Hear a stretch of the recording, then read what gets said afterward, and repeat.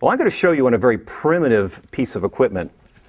This is a piece of vinyl hose that you can buy at Lowe's. I think I bought this at Lowe's not too long ago.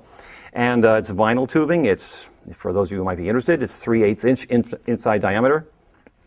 But basically, when you take a mouthpiece and you put it in a length of tubing, it'll resonate on certain notes, and I'll show you how that works. Here's a mouthpiece alone.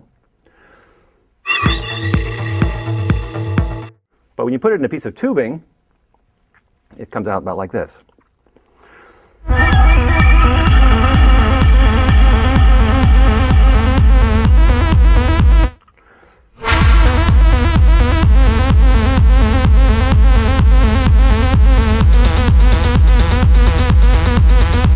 And then what this is just a plastic funnel, but this is just like the bell on the brass instrument. And what this is like a megaphone. It actually takes that same sound and makes it louder.